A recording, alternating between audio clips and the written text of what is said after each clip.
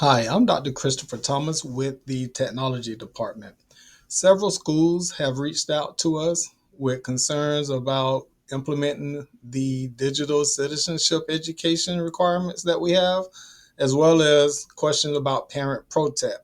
So we believe that this video will address all of the concerns that we've received. However, if you still have additional questions, please do not hesitate to reach out to us and we will provide you with the support that you require. So for today's presentation, I want to focus on key components of implementing digital citizenship education. We're going to talk about SB 351, Parent ProTech, and strategies for implementation and documentation. So SB 351, this is Georgia Senate Bill 351, also known as Protecting Georgia's Children on Social Media Act of 2024. The key requirement for this legislative mandate is that schools implement two key components. One, technology protection measures, and two, digital citizenship education. The mandate applies to all students in grades K through 12. However, there's more specific requirements for schools to develop and document a plan for students in grades 6 through 12. So to make this easier, more practical and efficient, the Georgia Department of Education has established a partnership with an online platform known as Parent ProTech. So when you log into your Launchpad, you should see the Parent ProTech icon. However, if you do not see it, please reach out to the technology department and we'll make sure that we resolve that issue. With that being said, also, this is a single sign-on application. So when you click on it, it should take you immediately into the platform, or it may require you to click on the Google login. If it still doesn't allow you to log in, please once again, please reach out to us and we will resolve that issue. So I'm going to play an overview of Parent ProTech. So please give your attention, then we will talk about some implementation strategies. Hi, I'm Christina O'Brien, and this is Glitch. Glitch, get out of here.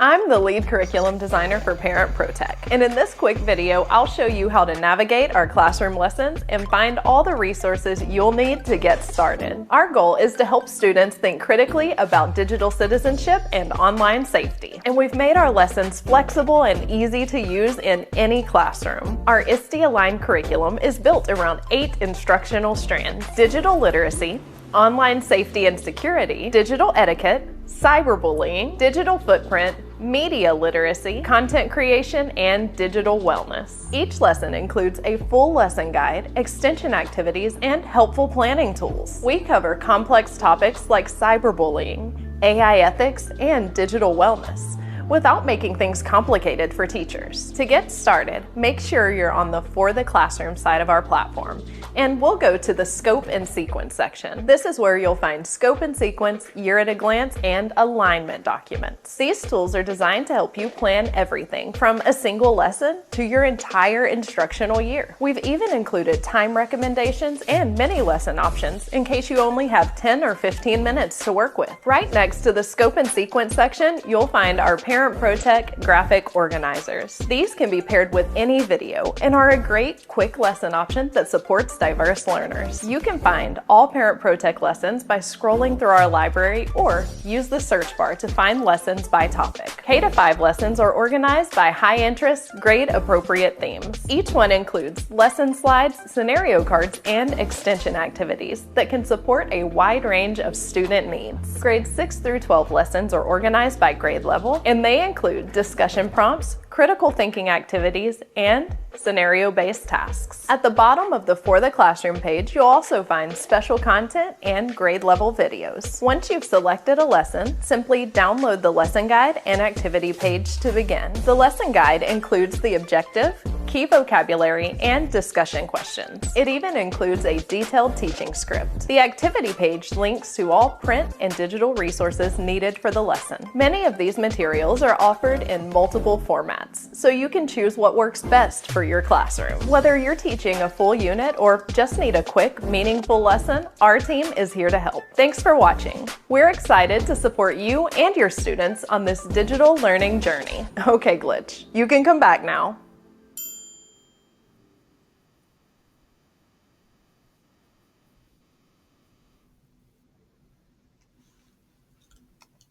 All right.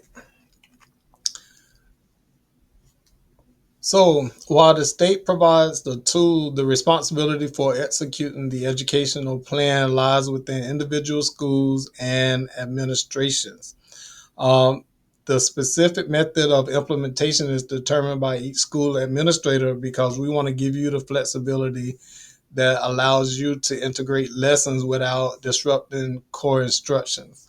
So just to give you some examples, a few schools, because they have an advisement schedule 2-3 times a month, they utilize their advisement as a way to implement parent ProTech lessons.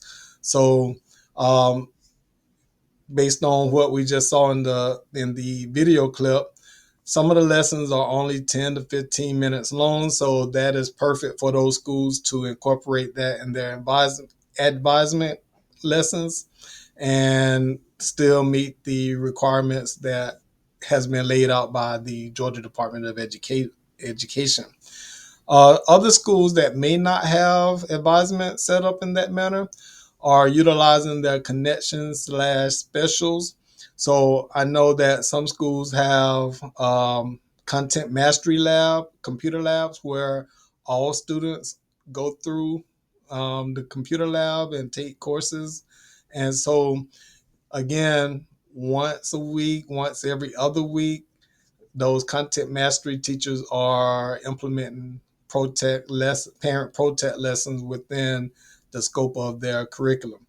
And then finally, I've also seen where, because again, some of the lessons are only 10 to 15 minutes long, teachers are utilizing once or twice a week time during their homeroom. Once or twice a month time within their homeroom to do 1 or 2 lessons with Parent ProTech.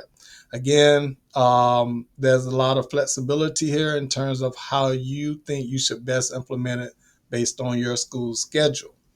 With that being said, let's talk about some of the standards. I know that in the video, she briefly mentioned the scope and sequence. And if you are able to pause the video and kind of glance at the scope and sequence, it appears that the first lesson would have started around late August, early September. So of course, depending on when you're watching this video, you may say, well, it's already November, so I'm 2 months behind. Well, the good thing about the standards is only 5 of them, and really 4 because the 5th one is considered to be optional. So the first one is social, emotional, and physical effects of social media, with a couple of elements that goes along with that. Evaluating online information and misinformation is the second standard. 3, digital footprint and online permanency. 4, online safety and digital responsibility. And then finally, the 5th and optional standard, responsible and positive social media use. Now, going back to the scenario where you may be that administrator who is saying, well, it's November and I'm 2 months. I haven't even gotten started with trying to incorporate a digital citizenship plan for my school and the schedule. We've already got our schedule in place. Well, the good thing is, if you notice, some of these lessons will address multiple standards. So, for example, as I navigate across the top row here, I see digital detectives investigating online advertisement. So, this lesson addresses standards 1, 2, and 3. So, this one lesson covers 3 of the 4 standards that you're going to be required to implement and document. So, really, if you took this lesson and paired it with another lesson that addresses standard 4, then for compliance purposes, you have already met the requirements. Now, ideally, we would like for all of these lessons to be taught thoroughly. However, we do understand the nature of managing the schedule. Me, myself, as a former administrator, I do understand the rigors of that. So, again, if you have any questions with coming up with some practical ways of implementation, please reach out to your instructional technology specialist. Now, in terms of documentation, this part would be a lot easier because within the platform, the parent ProTech organization has already included a progress monitoring um, tool within the platform. So you can see what progress you've made, what the students have made, how many students have completed various lessons. So it's up to you how you want teachers to show that documentation. If you want them to screenshot, or if you just want them to send you an email, say, yes, I've completed the requirements, that would be at your discretion. However, like I said, Parent ProTech does provide that tool to monitor and document progress with the lessons. If you're a teacher and you have further questions, please reach out to your school librarian or administrator because they will have the specific plan for your school. But if you're a school librarian or administrator who has further questions, then please reach out to the instructional technology specialist for your school. And have a nice day. Thank you.